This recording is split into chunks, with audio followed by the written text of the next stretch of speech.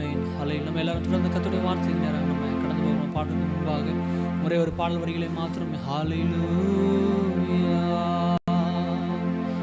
உங்க கிருபை எனக்கு வேணும் அப்பா, உங்க தயவோ என்னை உயர்த்தும் அப்பா, உங்க கிருபை எனக்கு வேணும் அப்பா, உங்க தயவோ என்னை உயர்த்தும் அப்பா.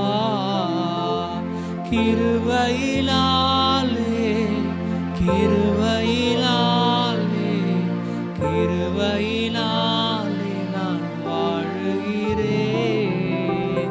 பலத்தின் மிகுதியோ புகழோ செல்வமோ திறமையோ உலகத்தின் பெருமைகளோ இல்லை, கிருபைதானே.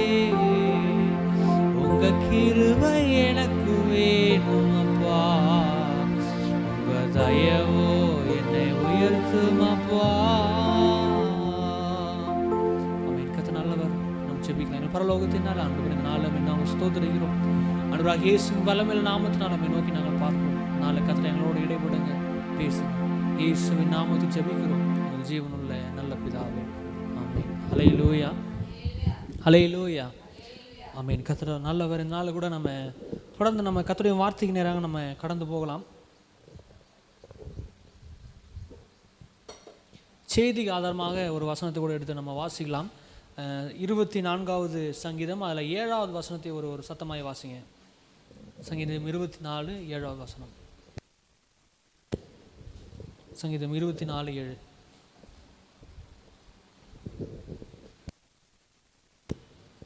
அம்மே வாசல்களே வாசல்களே உங்கள் தலைகளை உயர்த்துங்கள், உங்கள் தலைகளை உயர்த்துங்கள். அநாதி கதவுகளே அநாதி கதவுகளே உயருங்கள், உயருங்கள். மகிமையின் ராஜா மகிமையின் ராஜா பிரவேசிப்பார் உட்பிரவேசிப்பார். போதும். ஹல்லேலூயா. அல்லேலூயா. ஹல்லேலூயா. ஆமென். கர்த்தரால் வந்து நாளில் கூட இந்த வேத வசனத்தை நம்ம ஆதாரமாக கொண்டு கர்த்தருடைய வார்த்தையை நம்ம கேட்கலாம். செய்தியின் தலைப்பு என்ன அப்படின்னா, வாசல்களே உங்கள் தலைகளை உயர்த்துங்கள் என்கிற இந்த தலைப்பை ஆதாரமாக வைத்து இந்த நாளில் நம்ம கர்த்தருடைய வார்த்தையை நம்ம சுருக்கமாய் நம்ம பார்க்க போகிறோம். ஹல்லேலூயா. ஆமென். கர்த்தர் இந்த சங்கீதத்துக்கு நம்ம போகிறதுக்கு முன்பாக என்ன அப்படின்னா இதை சங்கீதம் குறித்து ஒரு சின்னதான ஒரு சுருக்கமான ஒரு விளக்க வரை நம்ம என்ன பண்ணலாம், நம்ம பார்க்கலாம். என்ன அப்படின்னா ஒரு அறிமுகம் மாதிரி. இந்த நம்ம வாசிக்கிற இந்த 24வது சங்கீதம் மட்டும் தனியாக நம்ம வாசிக்கப்பட வேண்டிய சங்கீதம் இல்லை.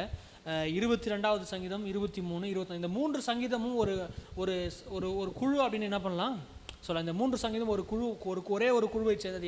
எப்படிப்பட்ட குழு அப்படின்னா, அதாவது இயேசுவை சிலுவையில் அறையப்பட்டதிலிருந்து நம்முடைய கர்த்தராகிய இயேசு கிறிஸ்து மறுபடியும் தன்னுடைய ராஜ்யத்தில் ராஜாவாய் 2ஆம் வருகையில் அவர் வருவாருங்களா, 1000 வருட அரசாட்சியில் ராஜாவாய் வருகிற வரைக்கும் என்ன சம்பவங்கள் நடக்குமோ, என்ன நடக்க போகுதோ அதை தான் இந்த சங்கீதத்தில் என்ன பண்ணிட்டு இருக்காங்க, அவங்க சொல்லியிருக்கிறாங்க. அல்லேலூயா. அப்போது இந்த 22வது சங்கீதத்திலிருந்து 24வது சங்கீதம் வரைக்கும் எது அப்படின்னா, இயேசு சிலுவையில் அறையப்பட்டிருந்து வரப்போகிற யுகத்தில் அவருடைய ராஜ்யத்தை வெளிப்படுத்தக்கூடிய ஒரு சங்கீதமாக இந்த சங்கீதங்கள் என்ன பண்ணப்படுது, காணப்படுது. அப்படியே பார்த்தீங்க அப்படின்னா 22வது சங்கீதம் எதை குறிக்கும் அப்படின்னா, கிறிஸ்துவனுடைய மரணத்தை என்ன பண்ணும் குறிக்க. ஆண்டவர் சொல்ல, என் தேவனை ஏன் என்னை கைவிட்டீர் அப்படின்னு சொல்லலாம் பார்க்க முடியும். ஹல்லேலூயா.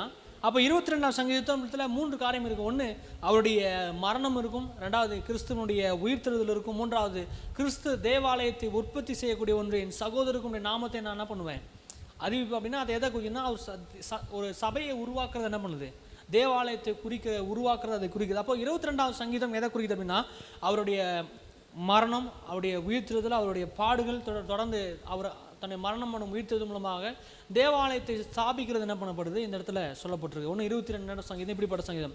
23வது சங்கீதம் அப்படியே வந்தீங்கன்னா, அது கர்த்தர் என் மெய்ப்பராய். கர்த்தர் எப்படி வேதம் சொல்லுது, கர்த்தரை மெய்ப்பராய் வேதம் என்ன பண்ணுது அங்கே குறிப்பிடுகிறது. அல்லேலூயா. தொடர்ந்து நீங்கள் 24வது சங்கீதம் வந்தீங்க அப்படின்னா, அங்கே என்ன பண்ணுன்னா, அது வரப்போகிற யுகத்தில் தேவனாகிய கர்த்தர் நம்முடைய கர்த்தராகிய இயேசு கிறிஸ்து என்னவா இருக்க போகிறாரு, ராஜாவாக இருக்க போகிறார் என்பதை அங்கே குறிக்கிறது. அல்லேலூயா.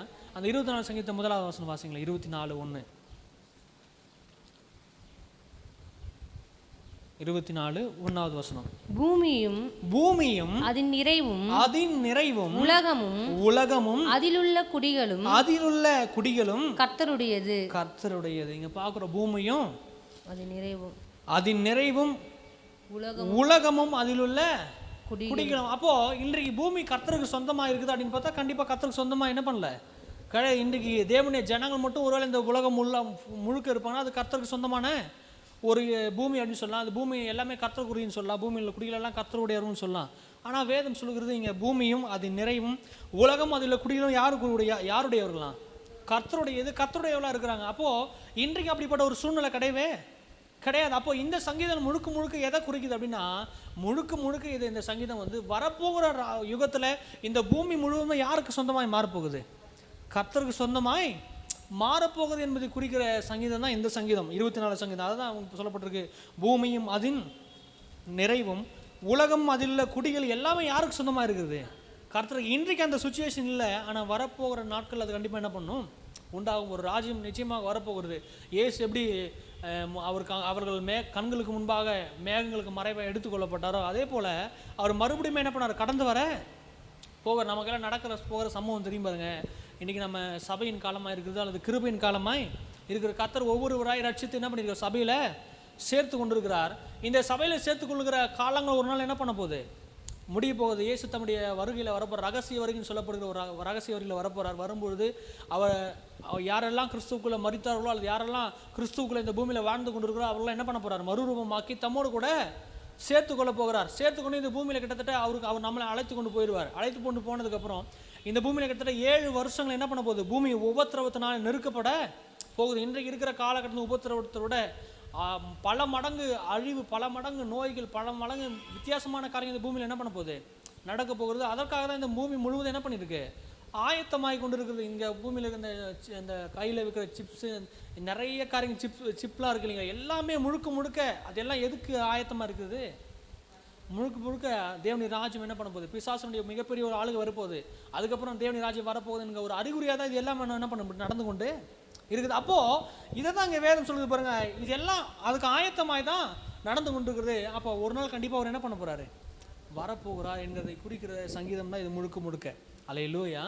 இந்த சங்கீதத்தை தொடர்ந்து இங்கே நம்ம வாசிக்கிறோம். அடுத்து இந்த சங்கீதத்தை எழுதி தாவீது அவர் 3ஆம் வசனம் சொல்கிறாரு, யார் கர்த்தருடைய பர்வதத்தில் ஏறுவான், யார் அவருடைய பரிசுத்த பர்வதத்தில். இதெல்லாம் முழுக்க எதை குறிக்குது அப்படின்னா இது ராஜ்யத்தினுடைய தொடர்ச்சியான வசனங்கள் கிடையாது. எதனுடைய தொடர்ச்சியான வசனம் இல்லை, வரப்போகிற ராஜ்யத்தை குறித்த வசனம் கிடையாது. இது தாவீது தன்னுடைய கருத்தை என்ன பண்ணுறாரு? வெளிப்படுத்துறார். பூமி அந்த கர்த்தருடைய அவருக்கு சொந்தமாக மாறப்போது தாவீது சொல்லும்போது அவர் தாவீதே சொல்கிறார், அந்த பர்வதத்தை யார் போய் ஏறுவா? சுத்தமாக இருக்கணும் தானே அப்படின்னு சொல்கிறார். ஆனால் எந்த ஒரு மனுஷனும் தன்னுடைய கிரியினால சுத்தமாக மாற முடியவே. அப்போ சங்கீதங்கள் 2 விதமான கருத்து இருக்கும். ஒன்று மனித கருத்து இருக்கும், இன்னும் தேவனுடைய தெய்வீக கருத்தும் இருக்கும். ஆண்டவர் சொல்கிறாரு ஒரு ராஜ்யம் வரப்போகுதுன்னு அங்கே பேசிகிட்டு இருக்கிறாரு தாவீது மூலமாகவே. அதே தாவீது திடீர்னு நம்ம தன்னுடைய கருத்து சொல்கிறார், யார் அதில் போய் ஏறுவான்? அவ்வளோ பெரிய நகரமாக இருக்குது, அவ்வளோ பரிசுத்தமுள்ள நகரம். அதில் யார் கையில் சுத்தமுள்ளவன் தான் என்ன பண்ண முடியும்? ஏற முடியும். கபடாய் ஆணம் விடாத இருக்கிறது தான் என்ன பண்ண அந்த காரியத்தில் என்ன பண்ண முடியும்? ஏற முடியும். அப்படி தான் கர்த்தர் என்ன பண்ண அந்த ராஜ்யத்துக்குள்ளே அனுமதிப்பார் அப்படின்னு நீங்கள் தாவீது சொல்லிட்டு இருக்கிறார். அல்லேலூயா. ஆனால் வேதம் சொல்கிறது எந்த ஒரு மனுஷனும் தன்னுடைய கிரியினால் நீதிமான் ஆக முடியவே. அப்போ இது தாவீது கருத்து நம்ம அங்கீகரிக்க வேண்டிய அவசியம் கிடையாது பாருங்க. அடுத்தது இங்கே தொடர்ந்து வருகிற 7வது வசனத்தை நீங்கள் வாசிங்கன்னா தான் தெரியும். இந்த அப்போ தான் நம்ம சொன்ன வசனம் ஒரு வாசல்களை உங்கள் தலைகளை உயர்த்துங்கள், அநாதி கதவுகளை உயருங்கள், மகிமையின் ராஜா உட்பிரவேசிப்பார். இந்த முதல்ல வாசித்த 2 வசனங்களும் அடுத்து 7, 8, 9, 10 தொடர்ந்து அடுத்து வருகிற வசனங்கள் தான் வரப்போகிற ராஜ்யத்துக்குரியதான வசனங்களாய் காணப்படுறது. அல்லேலூயா. அப்போ இந்த டைமில் தான் தாவீது சொல்கிறாரு, என்ன சொல்கிறாரு? வாசல்களே என்ன பண்ணுங்க?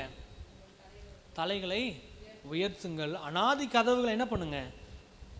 உயருங்கள், மகிமையின் ராஜா உட்பிரவேசிவா. இந்த வாசல்கள், இந்த கதவுகள்லாம் ஒரு ஆவிக்குரிய அர்த்தத்தை குறிக்குது. வாசல்கள்லாம் எதை குறிக்குது அப்படின்னா தேசங்களுடைய நகரங்களை என்ன பண்ணப்படுறது? இந்த உலகத்தில் இருக்கிற மொத்த நகரங்களை குறிக்கிறது. கதவுகள் அப்படின்றது நகரத்தில் உள்ள வீடுகளை என்ன பண்ணுது? குறிக்குது. இன்றைக்கி எல்லாருக்குமே தெரியும் பாருங்க, தேவனை அறிந்த ஜனங்கள் எல்லாருமே தேவனுடைய வருகைக்காக என்ன பண்ணுறாங்க? காத்திருக்கிறாங்க. நம்ம காத்திருக்கிறோமா இல்லைங்களா? கண்டிப்பாக காத்திருக்கிறோம். நிச்சயமாக ஒரு வருவார் நம்பிக்கை விசுவாசம் நமக்கு இருக்குது.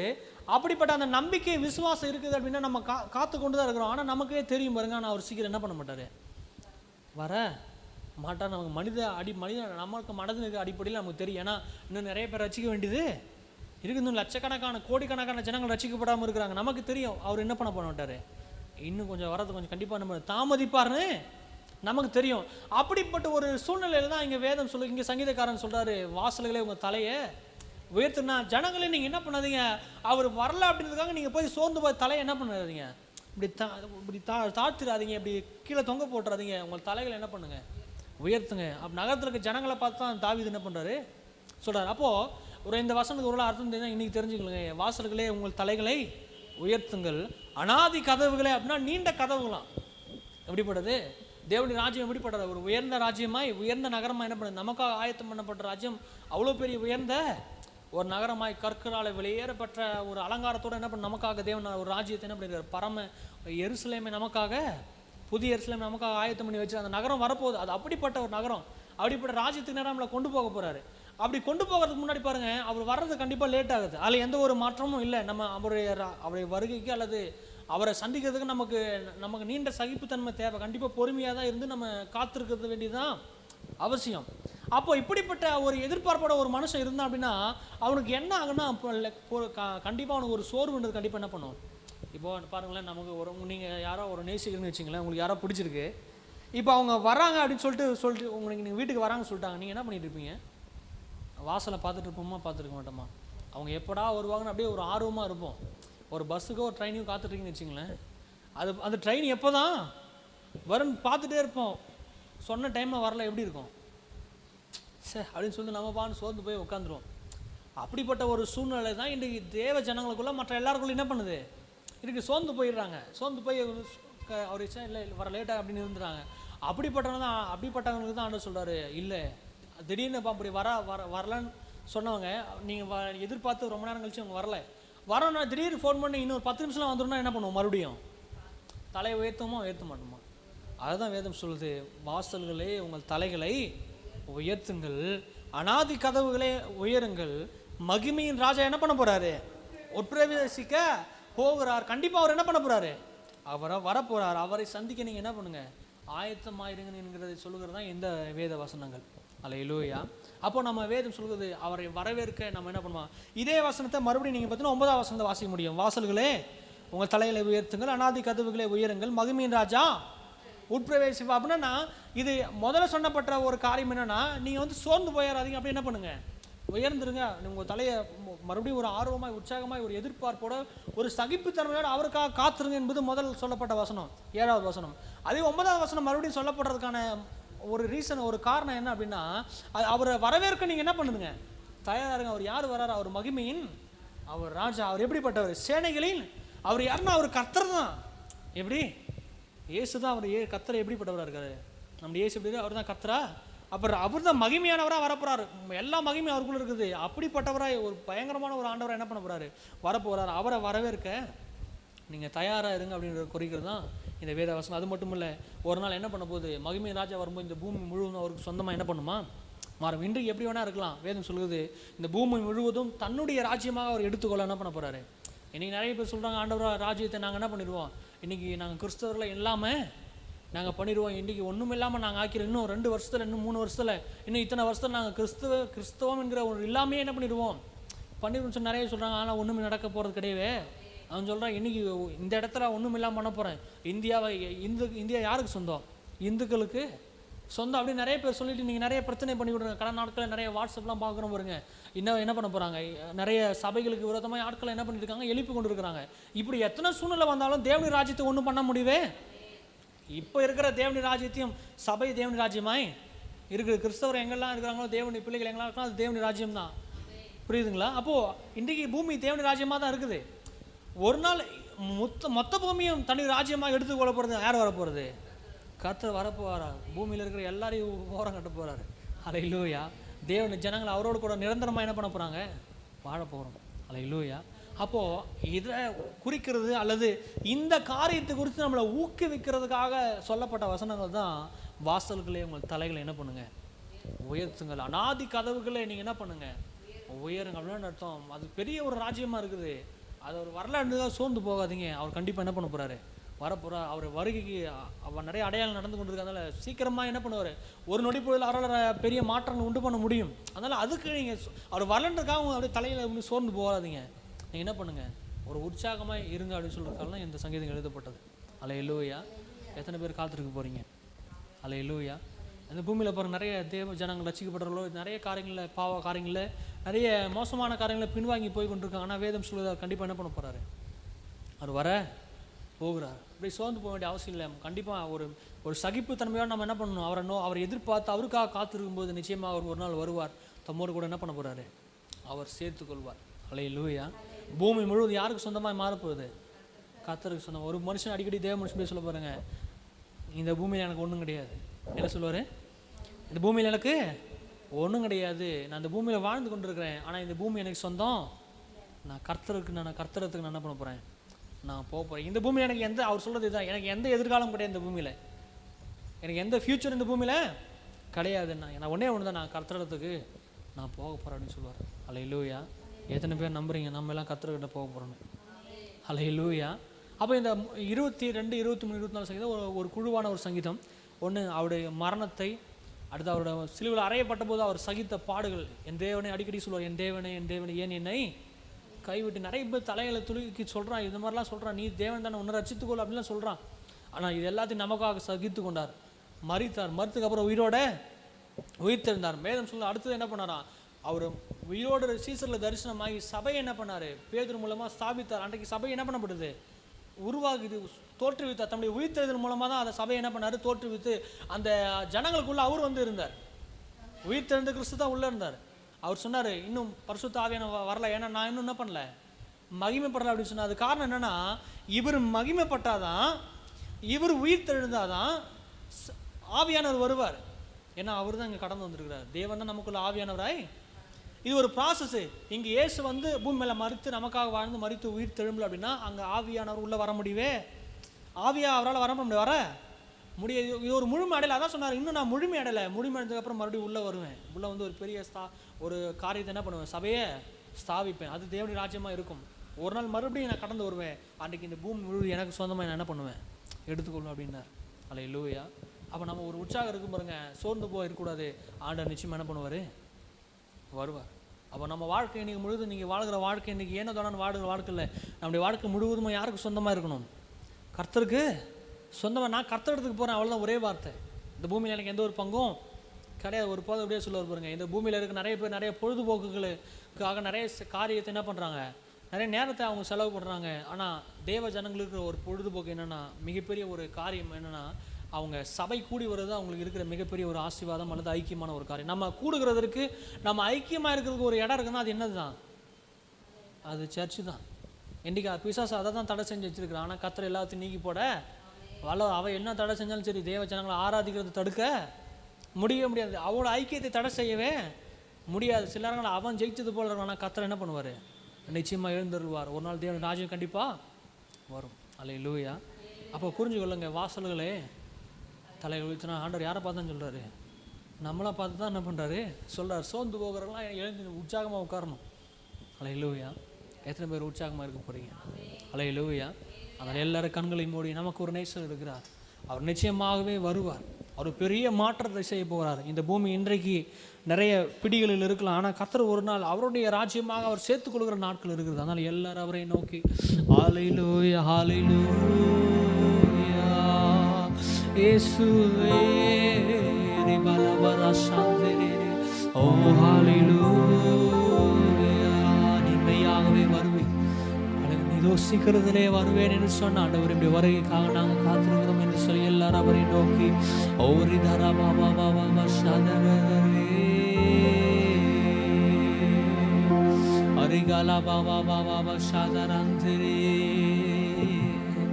வரவேண்டும் வரவேண்டும் விரைவாகவே, வழிமேலே விழி வைத்து காத்திருக்கிறே. எல்லாரும் சொல்லுமா? வரவேண்டும் வேண்டும் விரைவாகவே, வழிமேலே விழி வைத்து காத்திருக்கிறே. இந்த பாடுகள் நீங்க ஓரிகாரா பாபா பாபா தியாத்திரே. எல்லாம் சொல்லுமா? ரெண்டு கரங்களை உயர்த்தி, என் ஆசை நீதானையா இயேசுவே, என் ஆசை நீதானையா, என் ஆசை நீதானையா இயேசுவே என் ஆசை நீதானையா, என் ஆசையே என் இயேசுவே, என் ஆசையே நீதானே, என் ஆசையே என் இயேசுவே, என் ஆசையே நீதானே. ஆமென். இது கடைசி காலமா இருக்கிற இறுதி காலம். அவருக்காக காத்திருக்கும் என்றால் வேதம் சொல்வது ஒரு புதிய பலன் நமக்கு தருகிறார், ஒரு புதிய அபிஷேகத்தை நமக்கு தருகிறார். வர நாட்களில் நம்ம மற்ற காரியங்களை இந்த 22ஆம் சங்கீதத்திலிருந்து 24ஆம் சங்கீதம் மற்ற வருகிற நாட்களில் ஆராதனை நம்ம அதை குறித்து நம்ம விளக்கமாக நம்ம பார்க்கலாம். நம்ம ஜெபித்து முடிக்கலாம். எங்கள் பரலோகத்தின் நல்ல ஆண்டவரே, உண்மை நாங்கள் ஸ்தோத்திரிக்கிறோம். ஒருவேளை இந்த ஆராதனை யாராவது கலந்திருப்பார்கள் என்றால், ஒருவேளை யாராவது இனி இணைவார்கள் என்றால், இயேசுவின் நாமத்தினால அவர்களுக்காகவும் இந்த ஆராதனைக்கு எங்களுக்காகவும் அந்த தேவ ஜனங்களுக்காக எங்கள் விசுவாசத்துக்கு ஒவ்வொருவருக்காக நாங்கள் ஜெபிக்கிறோம் தகப்பனே. அநேகர் ஒருவேளை கத்தருக்கூடிய காரியங்களை விட்டு தூரம் போய் இருக்கலாம் ஆண்டவர், ஆனால் அவர்களுக்கான விண்ணப்பம் செய்ய நீர் நிச்சயமாக வரப்போகிறீர். இதோ சீக்கிரத்திலே வருவேன் என்று நம்முடைய வார்த்தை நாங்கள் உறுதியாய் பற்றிக்கொள்கிறோம் ஆண்டவரே. உங்களுடைய காரியங்களை நாங்கள் உற்சாகமாய் கொள்கிறோம் ஆண்டவரே. உங்களுடைய வருகைக்கு எதிர்பார்த்து உண்மையே நோக்கி கொண்டே இருக்க எங்களுக்கு கிருபை தாங்க. விசுவாச பிள்ளைகள் கர்த்தருடைய காரியங்களை அதிகமாய் முன்னேறதுக்கு கிருபை தர முடியாது. ஜெபித்து எல்லாருமே கர்த்தரை ஒப்பு கொடுக்குறோம். ஒவ்வொரு ஆசீர்வதிங்க. உலக பிரகாரமான ஆசீர்வாதங்களாலும் கர்த்தருடைய ஐஸ்வர்யங்களை எல்லாவற்றிலும் இவர்கள் முன்னேறி ஒரு பெரிய ஆண்டவரே ஸ்தோத்திர நிச்சயத்துக்கு நேராக வாழ்க்கை கடந்து வரும்படியாக நாங்கள் ஜெபிக்கிறோம். சிலர் பிரச்சனையோடு இருக்கிறாங்க, சில வேதனையோடு இருக்கிறாங்க. எல்லா வாழ்க்கையும் கர்த்தாவை திரும்ப கட்டும்படியாக நாங்கள் ஜெபிக்கிறோம். சபைக்கு வருகிற ஒவ்வொரு விசுவாசிகளை திருமணமாகாதவர்களுக்காக, இந்த ஆன்லைனில் கலந்துருக்க திருமணமாக ஒவ்வொரு பிள்ளைகளுக்காக நாங்கள் ஜெபிக்கிறோம். எல்லாம் ஏற்ற மணமகளை வாழ்க்கையை கொண்டு வந்து கர்த்தர் சேர்க்கும்படியாக நாங்கள் ஜெபிக்கிறோம். இந்த நாளில் ஆண்டவரே சிலர் ஆண்டவரே பிரசவிக்கிற காரியங்கள் இருக்கிறாங்க, பிரெக்னெண்டாக இருக்காங்க. அவங்க நல்ல ஒரு குழந்தையை பெற்றெடுக்கக்கூடிய கிருபை இயேசுவின் நாமத்தினாலே அவர்கள் உண்டாகட்டும் ஆண்டவரே. எந்த சேதங்களை அணுகாதபடி பாதுகாக்கிறவர் நீர் எங்களோடு கூட இருக்கிறீங்க. நல்ல ஒரு பிரசவத்தை கர்த்தர் கட்டளையிடுங்க. தொடர்ந்து ஆண்டவரே தேவையின் மத்தியில் இருக்க ஒவ்வொருக்காக நாங்கள் செபிக்கிறோம். அவள் தேவையெல்லாம் கர்த்தர் நிறைவாய் சந்திக்கும்படியாக நாங்கள் செபிக்கிறோம் ஆண்டவரே. கர்த்தர் அவளை முன்னேற்ற பாதைக்கு நேராக கொண்டு வாங்க. எல்லாவற்றுக்கும் மேலாக சபைகள் ஆராதனை நடக்கும் பொழுது ஆராதனைக்கு உற்சாகமாய் கடந்து வரக்கூடிய ஒரு மனநிலைமை. சங்கீதக்காரன் சொல்வது போல, வாசல்களே தலைகளை உயர்த்துங்கள், அனாதி கதவுகளை உயருங்கள் என்று சொன்னது போல இவர்கள் ஆண்டவரை எல்லாரும் எழுந்து ஆண்டவர் நிமிர்ந்து தளர்ந்து போயிருக்கிற முழங்கால்களை திரும்ப நிமிர்த்தும்படியா நான் ஜெபித்து எங்களுக்கு எல்லாருமே கருத்தில் ஒப்பு கொடுக்கிறோம் ஆண்டவரை. தொடர்ந்து ஆசீர்வதி நன்மையில நிரப்பும் எங்களோடு கூட இருங்க. இயேசு கிறிஸ்துவின் நாமத்தில் ஜெபிக்கிறோம் எங்கள் ஜீவனுள்ள நல்ல பிதாவே, ஆமென். என் ஆத்துமாவே கர்த்தரை ஸ்தோத்திரி, என் முழு உள்ளமே பரிசுத்த நாமத்தை ஸ்தோத்திரி. என் ஆத்துமாவே கர்த்தரை ஸ்தோத்திரி, அவர் செய்த சகல உபகாரங்களையும் மறவாதே. ஆமென். நம்முடைய கர்த்தராகிய இயேசு கிறிஸ்து கிருபையும் பிதாவாகிய தேவனுடைய அன்பும் பரிசுத்த ஆவியானவருடைய அந்யோன்ய ஐக்கியம் வழிநடத்தும் சமாதானம் நம்ம அனைவரோடும் நம்முடைய விசுவாச பிள்ளைகளோடு கூட இருந்து இப்பொழுதும் எப்பொழுதும் கர்த்தர் காத்திருக்கிற ஒவ்வொருவரும் கூட இருந்து காப்பதாக. ஆமென். ஹல்லேலூயா, ஹல்லேலூயா, ஹல்லேலூயா. ஆமென். கர்த்தருக்கு ஸ்தோத்திரம், ஸ்தோத்திரம். கர்த்தர் உங்களை ஆசீர்வதிப்பார்.